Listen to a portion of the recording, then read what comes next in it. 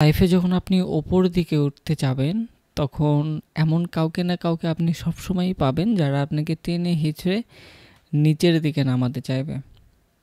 So আমি একটা গল্প জানি, যে গল্পটা আপনারাও হয়তো বা জানেন, যে এক শিক্ষক ছিলেন যিনি তার ক্লাসরুমে ঢুকে তার যে শিক্ষার্থীরা ছিল, স্টুডেন্ট ছিল, তাদের উদ্দেশ্যে একটা এক্সপেরিমেন্ট করেন।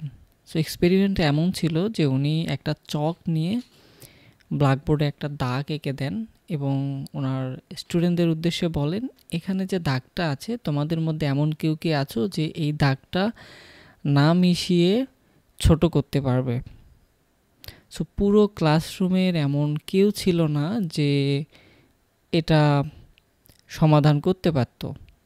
সো সবশেষে যখন কেউ এটা তাৎক্ষণিক তাদের কমন সেন্সে এটা যখন তারা সলভ করতে পারেনি, তখন শিক্ষক সর্বশেষ খুবই মন খারাপ করে বললেন যে আমরা যদি কোনো কিছু ছোট করতে চাই তাহলে আমরা দুইটা কাজ করতে পারি। একটা হচ্ছে আমরা সেটা ছোট করে দিতে পারি, সেটা কেটে হোক বা মুছে হোক।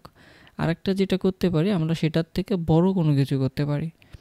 সো যথারীতি আগের যে দাগটা ছিল, শিক্ষক তার ওপরে তার থেকে বড় একটা দাগ দিল এবং সে বড় দাগের কারণে আগের যে দাগটা সেটা কিন্তু ছোট হয়ে গিয়েছে। সো আমরা যখন লাইফে কাউকে দেখি যে সে ওপরের দিকে উঠছে, তখন আমরা তাকে টেনে হিঁচড়ে নিচের দিকে নামানোর চেষ্টা করি, এই কারণে যে আমরা তার থেকে বড় হতে পারবো না, যার কারণে তাকে আমরা নিচের দিকে নামাই এবং নিচের দিকে নামানোর কারণে আমরা নিজেদেরকে বড় মনে করি। বাট আমাদের হওয়া উচিত ছিল কী রকম, যে কেউ আমাদের থেকে ভালো করছে, আমরা তার সাথে আমরা খুবই ভালো একটা সুস্থ কম্পিটিশন করব।